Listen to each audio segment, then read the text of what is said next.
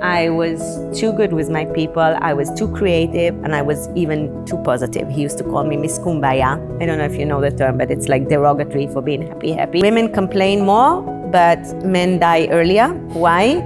It's not that men have less emotions than women, but men are less expressive of their emotion, and that's why they die earlier.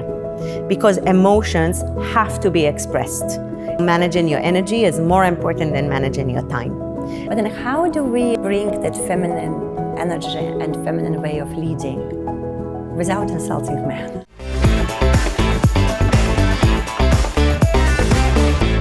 Welcome to another episode of YanaTV, where we have authentic conversations with impactful and conscious people of Asia.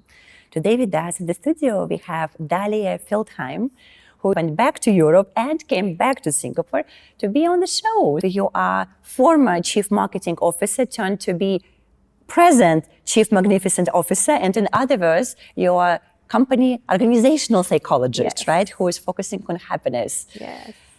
And we all need more happiness at work. Yes, definitely. Today more than ever.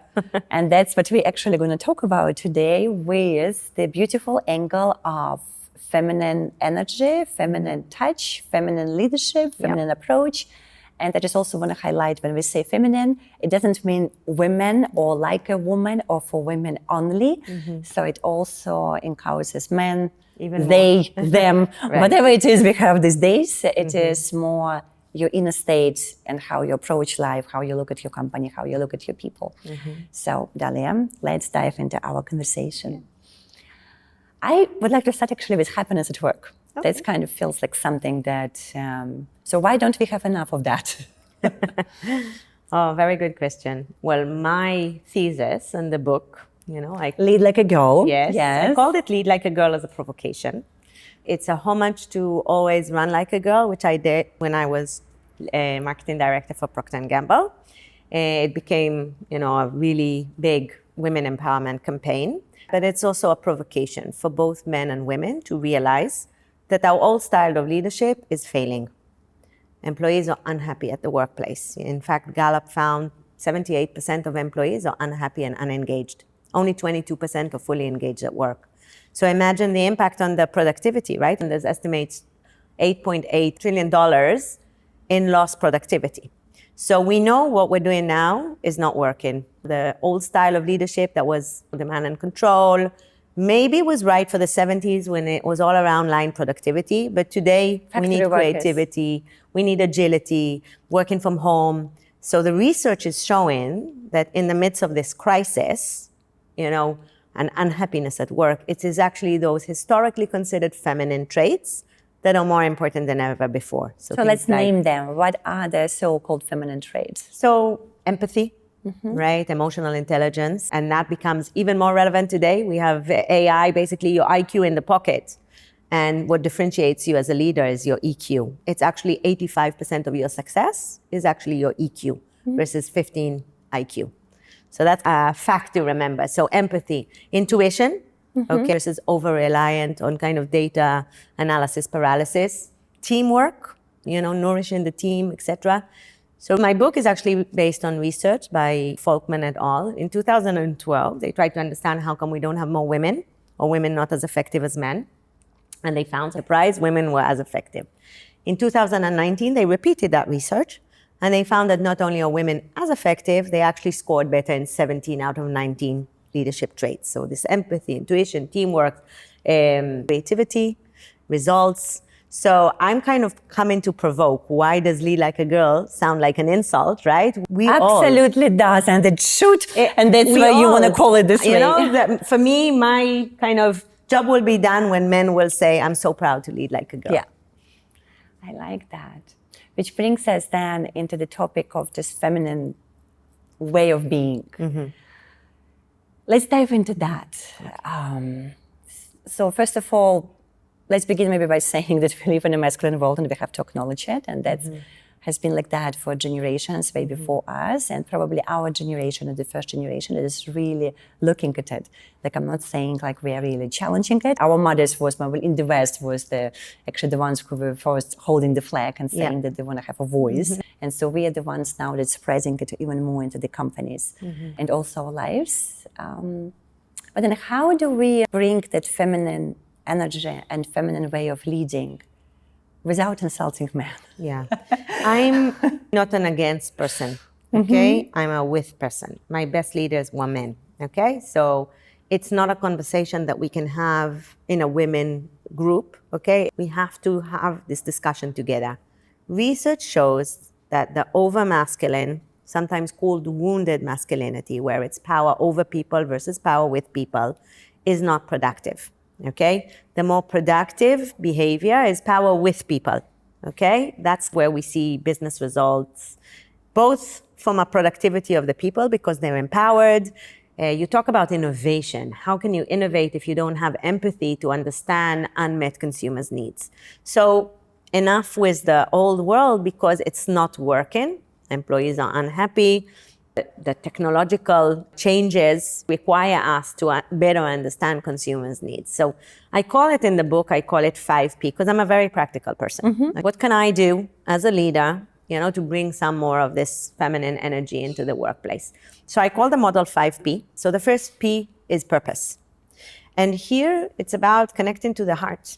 It's really understand what are you good at, what are you passionate about, and how can you bring more of that into the workplace. So I do a lot of work in companies on finding your spark, because my belief is every person has a different gift, and your role as a leader is to understand the different gifts of your people and enable them to bring themselves. When you are able to bring your strengths to the workplace, you are happier and you are more productive and more successful. But ask yourself every day, do I know my strengths first? And do I bring my strengths to work every day? Because only 17% of leaders, employees, bring their strengths to work. What do they do with the rest of the strengths? Most employees are ignoring their strengths. Because afraid that how they will Or because, the daily demands, okay, or such. So what I do with companies is I help them find their strengths, find their purpose, and identify at least one passion project, we call it. So that's kind of number one, okay? Number two, I call it perseverance, okay, which comes with perspective. And this is, I always joke, you want work-life balance, have kids. Why? Because it gives you perspective. Absolutely. You walk into the house, the kids are jumping at you, you need to get immersed and be present, right? So, perseverance or perspective is really understanding that, stepping back. Sometimes I like in the botanical gardens here in Singapore, there's this waterfall. Yes. And there's a cave behind it. You can go behind it. Exactly. Yes. I take this as an analogy. What does it mean? Sometimes we're in the waterfall from an emotional perspective, okay? We're overwhelmed with emotions. We're in the waterfall. We're not able to breathe, basically. But what I recommend is stepping back, going into this cave behind. You still have the emotions, but instead of being in them, you kind of, instead of saying, I am angry, saying, I have anger. Why do I have anger? Okay, where does it come from? When you bring a little bit of your frontal cortex, you calm down your amygdala. So that's the second P. The third P is power up, and this is actually all around energy. Managing your energy is more important than managing your time. And this is something as women we don't do as well. So I kind of put it there. But women complain more, but men die earlier. Why? Because, it's about knowing to say when enough is enough, knowing to put boundaries, right? Taking care of our sleep, what we eat, everything that gives us energy at work. It's super important. Ground yourself and, build energy. We know today the world is suffering from burnout. That's a massive cost. Massive. I mean, there's research that this is the epidemic of the 21st century. And burnout comes when you're not doing all of this, but especially you're not taking care of your energy. So that's the third P, the power up. The fourth P, it's basically Purpose? People. So purpose is actually really important, but the number one driver is people. The quality of our life is the quality of our relationship. So Harvard did research years ago to understand this, what is the number one secret, and they found this kind of quality of relationships. And then Gallup did research in the workplace, okay, to understand And it's called Q12. Why? Because question number 12 was, do you have a best friend at work? So as a leader, what do you do to foster relationships? What do you do to get to know people as human beings? And as an anecdote, when I started to work in Singapore, I was so busy. I would skip lunch and work on my computer, right? And then my Singaporean colleagues told me, but Dalia, lunch is the most important meeting of the day. And I love that because that's the opportunity. You get to know people as human beings, talk about your weekend, connect emotionally. So if you only remember one thing, you want to be happier, people. Go for lunch with Dalia. That's what I remember.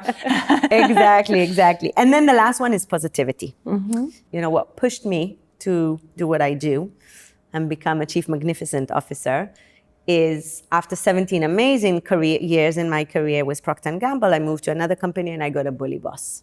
Okay? You were blessed with the bully boss, and now you have a book, and completely. now you are who you are. Exactly.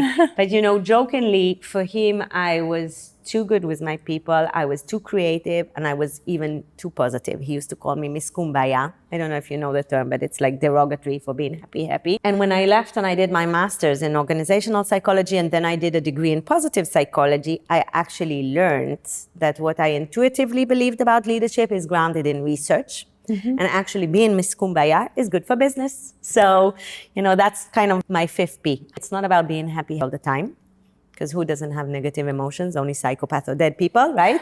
But it's understanding your emotions. And I think, you know, it's not that men have less emotions than women, but women are less expressive of their emotion. And that's why they die earlier, because emotions have to be expressed. If not, they will come out. They can come out in disease, or they can come out in passive aggressiveness, but they have to come out. And I know in Asia, it's a big deal, right? We're kind of bred to hide our emotions and we don't bring emotions at work. I sometimes say, talk emotions unemotionally, okay? So how do you do that? I think especially in this part of the world. The $1 million question, right? Yes. But I would say, you triggered me. I need a moment. And I go and I breathe. And I go behind in the cave, right? And I go into the waterfall and I say, okay, I am angry. I am frustrated. My sadness or tears or whatever are not a weakness. They're a sign of my frustration. Because women and men deal differently with frustration. Well, men usually, it's externally towards anger, and women internally towards and frustration why is or slamming crying. a door more acceptable than crying? It's not. It's the same I never thing. understood that. So I then come back and I say, you triggered me. Okay? And I talk, I don't hide the emotions. You made me sad. You frustrated me. Put a word to the emotions. Name it. Name it, right? Claim it, reframe it, and then kind of, you know, explain it to the other person. It took me a while. Yeah, because you're stepping out of it. Exactly. So that's kind of the idea with positivity. So I think this, as a whole, it's basically around having the courage to lead from the heart. And I love the word courage. Paul Polman, if you know, he used to be the CEO of Unilever, and he used to be my boss in P&G. And he told me that courage is the most misunderstood word in the business world and in general. People think it means making decisions that others don't or stepping ahead in the line of fire. But actually, courage comes from the French or Latin word cœur, which means heart. Right? Because the really courageous leaders are those who lead from the heart. Courage is having your fear, you know, stepping into your superpowers, that gifts that you were given, your strengths, and then going ahead anyway. And I believe somewhere here there should be a story about India, isn't it? I thought there was a story in India that is also related to the courage and purpose and finding fulfillment.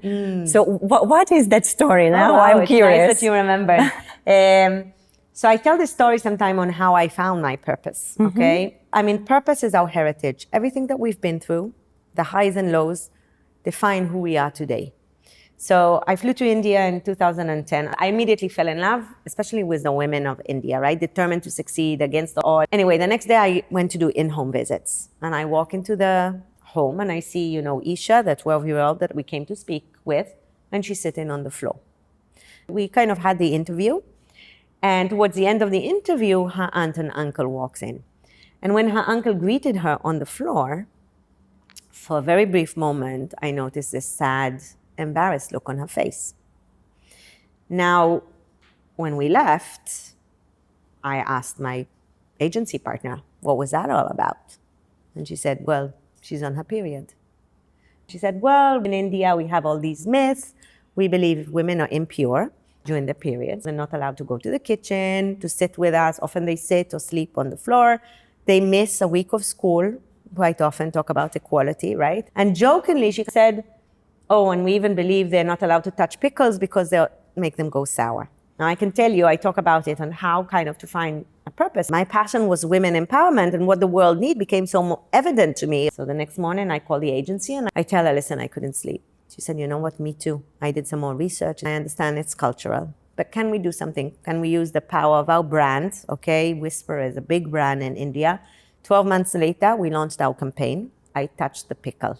Oh, this is so good. We decided to use humor, right? Now I can tell you, Yana, I'm really proud of many things that I did in P&G in my career, but that's the one that I'm probably the most proud of. Within weeks, it became the most viral ad in India. So I use this story to say, you have a gift. Everyone has a gift, right? And your role is not to hide that gift, but to give it to the world, right? And so I always say, that's when I found my purpose. I realized that I'm not in the business of selling pads. I'm in the business of women empowerment, of people empowerment. And that became my driving force. When you think, what are you in the business of, right? You know, you're not, making a profit is not a purpose. What is it beyond making a profit? Profit will come when you're really aligned to your purpose. And the final chapter of our conversation today, I often hear women complaining about men, and I'm not going to say good or bad, and you know, the whole conversation is also the right about the equality and the rights and having a seat at the table, and we can look at it from all different perspectives. And as you said, I like it to be inclusive. And to me, when I step back behind this waterfall and just look at everything as objective as I can, I'm always wondering, those men, they're someone's sons, usually. So there must have been somewhere a mother that brought them up and instilled some values and way of being based on her own beliefs and her own conditioning. We have a big generation of men who somehow not treating women the way we want them to treat. So what happened when they were growing up?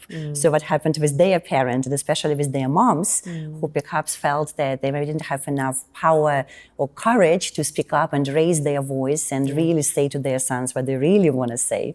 So you have kids, right? You have 3 of them. When you have been parenting, even though that never ends this journey, as a mom, what do you feel it is really important to teach, especially sons and also daughters, to really take it forward, what we have been talking about today? I love that question, and it really makes me think. You know, I'll tell you as an anecdote, right? 2 stories about my son. I'm a storyteller. Once a month. Please, yes. The first one is really about defining success, okay? Because every person has their definition of success. And we define in success, we can't be perfect. And I think a lot of women, working moms, try to be perfect, right, in everything. So the story goes that, you know, I had to present to the CEO. It was a very big deal. I was chosen to present to the CEO. And that day, my son performed something at school. He really wanted me to be there because my husband was traveling. And I'm like, oh my God, what do I do? So I go, get my courage. I go to the president and I say, listen, I'm honored that you asked me to present, but I really need to be at school at 4. Can I be first on the agenda? And he's like, no problem, we're done. I come to work, the CEO's plane is delayed, okay? By the time he comes in, it's 2.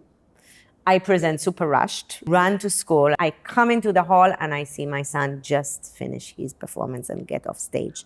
And it was a classroom, so he could see me arrive late. I was crying the whole way home. I'm so sorry, I told him everything. I explained, he was 7. And when we came home, he turns to me and he said, Mom, you know, you're not perfect, but I see you really tried. See, I tear up just thinking about it. And he, this little kid, gave me the first lesson in parenthood. We're not always perfect, right? But we try. And I think that's kind of one element about it. So I raised them, A, to realize that I'm not perfect, I'm only human. B, to say that nothing is stopping them. I told you earlier, every maternity, I told to my husband, I can't be the mom I want to be. And he's like, think about the role model you want to leave them. So I was very conscious of trying to have a balanced role model. I had a rule that I spend at least 2 hours carpet time with the kids, meaning play. I close the phone when I come home, dinners with the family. If we weren't traveling, we were always having robust dinners with them, etc. When I was going through my bullying experience at work, I was in Sweden for a business trip. And I get a call from the headmaster that my son has been bullying another kid. I failed. How come my son? But I didn't give up. And I think the interesting end of this story is that when my book came out, no one read it in my family. The only one that read it from cover to cover was my son. And when he finished, he said, "Can I have 50 copies to give my friends?" And 10 of them went to Greece on holiday, and he took a picture of all of them reading the book on the beach. So don't lose hope. How you role models the behaviors. There's a beautiful P&G campaign called Share the Load, where the mom realized she didn't educate her son to share the load with his wife, and she sees her daughter struggling to work-life balance, and then she teaches them to share the load and do the washing and all of that. It's a beautiful campaign, but I think this is our joint role. Set the boundaries, okay? Ask for what you need. We don't ask, right? Sheryl Sandberg did the foreword on my book. Everyone's like, how did you get Sheryl? I just wrote to her and I asked. Honestly, right? So ask for what you need. Set the expectations on both your daughters and your sons. You know, it's a never-ending kind of task. Even when you got somewhere and we think we advanced, within second, we can be where we were. So it's a constant strive. I was head of the women's network for P&G in Singapore, and I'll never forget this dad that came to me and said, "Thank you so much, because all these things that you're raising awareness enables me, right, to also leave at 6 and be home and close the phone and all of that." So everything that we do, you know, serves women as versus and men. And it's a fact. We know we need to digitally detox. It increases productivity. Boston Group Consulting forced the employee to close their phone once an afternoon a week and be with their families. Productivity went up 74%. My mission is to humanize the workplace so that both men and women thrive. Because when we bring more of these heart, courage into the workplace, all employees will thrive. So that's kind of the thought there. That is a beautiful way to finish our conversation today. Thank you so much, Dalia. That was Dalia on YanaTV, talking about happiness in the workplace and your purpose. How can you find the balance and work balance, whether you're mom or dad, and the most important, how you can just have a really happy life in all aspects of your life. So thank you for tuning in. We would like to hear from you in the comments. And to mention, always be asking to subscribe and share and follow to the friend. And I'm going to be seeing you next time. And you asked me to remind you that all profit from the book goes towards an NGO. Yes, the NGO that we are supporting with this particular episode, because we do support NGOs with each episode. And sometimes, like today, the Dalia has her own NGO that also helps girls in India, right? You're building schools and you're supporting education. It's called LeadLikeAGirl. I have a local partner here, Bhavna Tour, and we created leadership development programs for underprivileged girls. So every year we have 2 cohorts. You can buy the book and donate. You can volunteer to be a mentor, but I think it's this mission of how can we lift others as we rise. I love that. So we're going to include all the links about where do you get the books and how do you connect with the NGO if you want to be a volunteer, and also how you want to connect with Dalia. Dalia, thank you so much for being here today. Thank you. Thank you, guys.